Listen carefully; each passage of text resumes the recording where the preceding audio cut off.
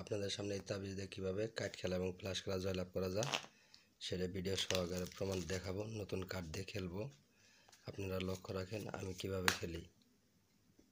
তো প্রথম ছিলাম 6 ফোঁটা, লক্ষ্য রাখেন 6 ফোঁটা কোন দিকে চলে যা দাদা, লক্ষ্য রাখেন এই 6 ফোঁটা অবশ্যই তাবিজের দিকে আসছে, তাবিজের দিকে আসছে। ধন্যবাদ ভিউয়ার্স। তো আসলে দাদা তাস খেলাটা ভালো না, খুব একটা খারাপ নেশা।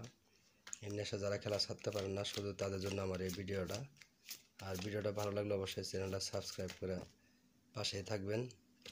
যারা প্রবাসে থাকেন তাদের দেওয়া যাবে, সমস্যা নেই।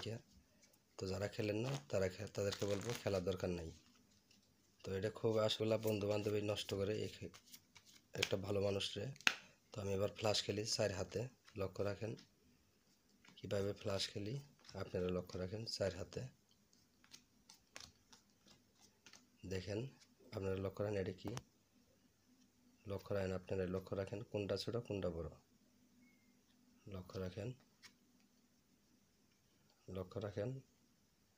এবার দেখেন তাবিজেরটা ওটাই দেখি, টেকা টপ কালার সবার চেয়ে বড় ভিউয়ার্স, এরকমভাবে আসবেই, সমস্যা নেই। তো ভিডিওটা ভালো লাগলে অবশ্যই চ্যানেলটা সাবস্ক্রাইব করে রাখবেন।